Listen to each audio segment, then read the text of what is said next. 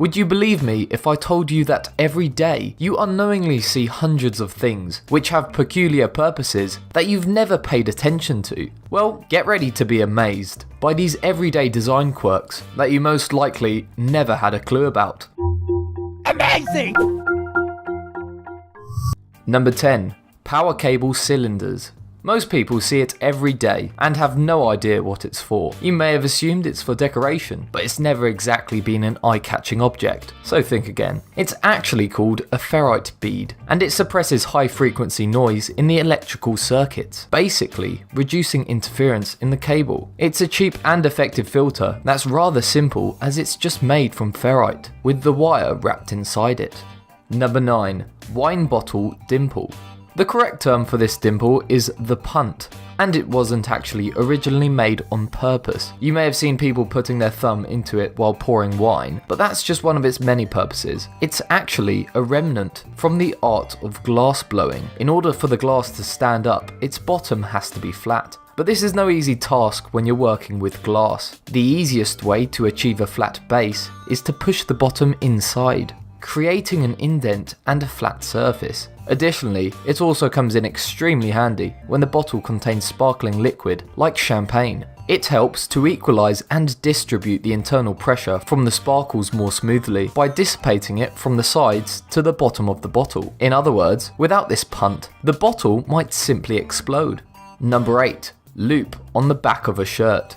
You could probably take a good guess as to what this shirt loop is for, and for most people it sounds logical to assume they're simply for hanging shirts on a hook. This is indeed one purpose, which has been traced back to East Coast sailors who hung their shirts up while changing. The trend then eventually made its way to high street retailers, and in the 60s they were used by men to hang their clothes neatly inside gym locker rooms. Hence, back then they were called locker loops. But they weren't limited to this. At one point they had a bit of social significance and became part of Ivy League dating culture. University students were said to remove the loop from the shirt when they started dating a girl exclusively, basically like an old school promise ring. Now that wardrobes and closets exist, they are somewhat redundant and remain mostly for decoration.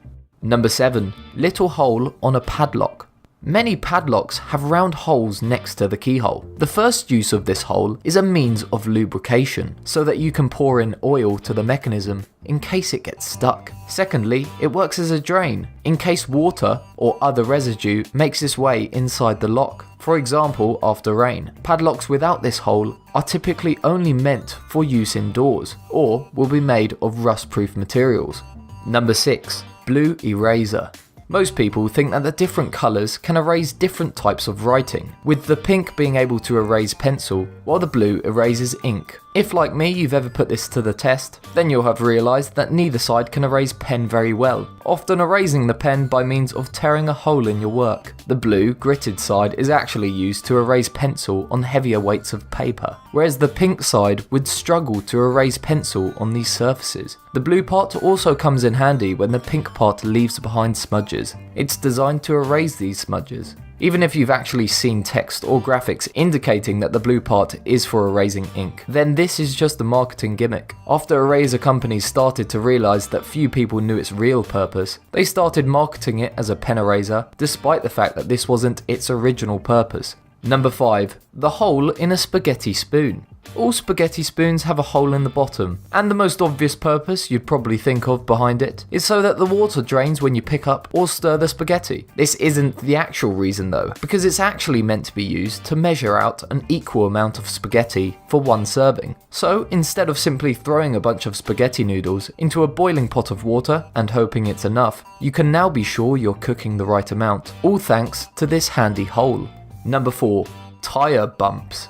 These little bumps between your tyre treads may seem like a manufacturing defect, but in actuality, like everything in this video, they are thoroughly thought out design details. These reliefed rectangles actually mark the minimum safe tread height of your tyre. In order for your car to be roadworthy, you must have enough tread on the tyre of your vehicle, or it will be considered too dangerous to drive. And in most countries like the US and UK, you're breaking the law if they look like this.